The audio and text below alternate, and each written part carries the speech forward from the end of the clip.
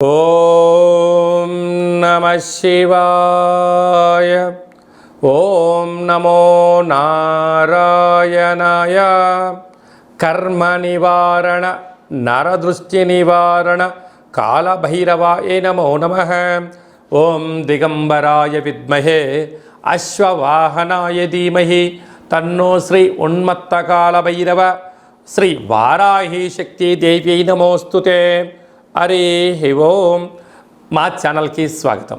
చూస్తున్న వీక్షకులకు ప్రేక్షకులకు ప్రియ కాళభైరవ భగవద్బంధులకి స్వాగతం పలుకుతూ మమ్మల్ని ఎంతగానో ఆదరిస్తూ ఉండబడినటువంటి ప్రియ సోదర సోదరీమణులకు స్వాగతం పలుకుతూ అందరిపైనను శ్రీ ఉన్మత్త కాళభైరవ స్వారికి ఆశీస్సులను కోరుకుంటూ ఎవరి గృహంలో కూడా కలతలు లేకుండా అష్ట కష్టాలు లేకుండా అష్ట ఐశ్వర్య ప్రాప్తిని కలిగించాలని కోరుకుంటూ వారు విద్యార్థులైతే విద్యార్థులు విద్య, ఉద్యోగస్తులైతే ధనము, వ్యాపారస్తులైతే వ్యాపార ఆకర్షణ కలిగి అన్నింటా విజయం సాధించాలని ప్రార్థన చేస్తూ కాళభైరవ స్వామి వారిని ఆశీర్వదించమని మనసారా కోరుకుందాం.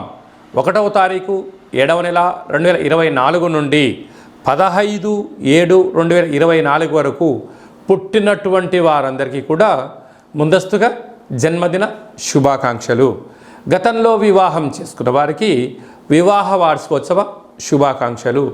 ద్వాదశ రాశుల్లో గ్రహ గమనాన్ని ఒకసారి వీక్షింపచేద్దాం.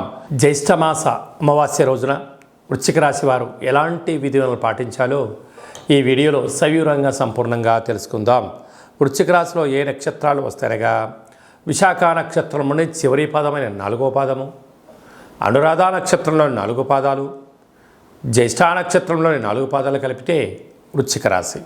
చాలామందికి పుట్టినటువంటి కాల సమయంలో డేటా బర్త్లో లేనటువంటి కారణం వలన పేరు యొక్క మొదటి అక్షరాన్ని అనుసరిస్తూ ఆ రాశిని తెలుసుకునే ప్రయత్నం చేద్దాం. తో, నా, నీ, ను, నే, నో, యా, ఈ, యు అక్షరాల వారందరూ కూడా వృశ్చిక రాశి జాతకులే. వృశ్చిక రాశి యొక్క అధిపతి కుజ భగవానుడు. వీరికి అర్ధాష్టమ శని యొక్క ప్రభావం కారణం వలన వృత్తులలో, ఉద్యోగాల్లో, వ్యాపారాల్లో, అనేక రకాల కార్యక్రమాల్లో ఆరోగ్య సమస్యలు, శత్రు సమస్యలు పొంచి ఉన్నాయి.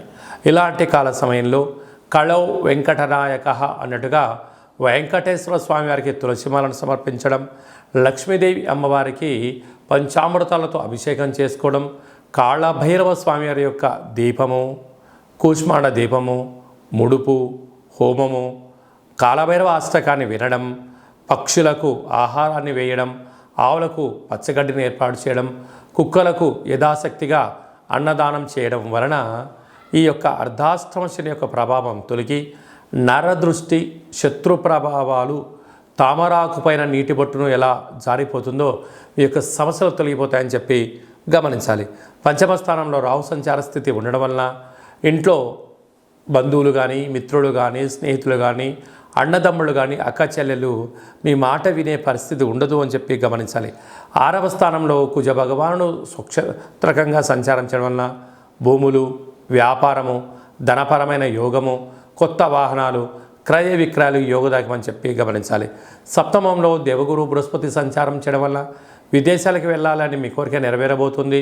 నూతనమైన తీర్థయాత్రలు, ఆధ్యాత్మిక కార్యక్రమాలు, నూతనమైన పనులు ప్రారంభించాలి అనుకుంటున్న సమయంలో వాటి గురించి క్షుణ్ణంగా తెలుసుకునే ప్రయత్నం చేయండి. విజయం మీ సొంతం అవుతుంది. ఈ ఏడాది తర్వాత వృశ్చిక రాశి వారికి రవి భగవానుడు మిథున రాశిలో సంచారం చేయడం, అక్కడే శుక్రుడితో కలిపి సంచారం చేయడం వల్ల స్వల్పమైనటువంటి అనారోగ్యము, దీర్ఘకాలిక వ్యాధులు, షుగర్, థైరాయిడ్, వైరల్ వ్యాధులు, అలాగనే సీజన్లుగా వచ్చేటువంటి వ్యాధులు, అలాగనే చిన్న చిన్న విషయాలకు ఆందోళన, కోపం తగదు, వాహన ప్రమాదాలు పొంచి ఉన్నాయి. తస్మాత్ జాగ్రత్త. భాగ్యస్థానంలో బుధ భగవానుడు సంచారం చేయడం వలన భార్య పైన భర్త పైన ప్రేమానురాగాలుగా ఉండే ప్రయత్నం చేయండి. అర్థం చేసుకోండి. దయచేసి కలహాలకు దూరంగా ఉండండి, మౌనంగా ఉండండి, అర్థం చేసుకునే ప్రయత్నం చేయండి. అన్నింటా విజయం మీ సొంతమవుతుంది. కనుక కాలం అనుకూలంగా లేనప్పుడు మౌనం, శరణం గచ్చామి అన్నట్టుగా దానం, ధర్మం, సేవ, ఆధ్యాత్మికత ప్రతి విషయాన్ని క్షుణ్ణంగా పరిశీలించగలిగితే అద్భుతమైన విజయం మీ సొంతం అవుతుందని చెప్పి గమనించాలి. గృహ భవన నిర్మాణ కార్యక్రమం చేసేటువంటి వారు, వ్యవసాయ సోదరీమణులు, ఆహార ఉత్పత్తులు ఎక్స్పోర్ట్స్ ఇంపోర్ట్ చేసేవారు, అడ్వకేట్స్ వారందరికీ చాలా మంచి కాలం అని చెప్పి గమనించాలి.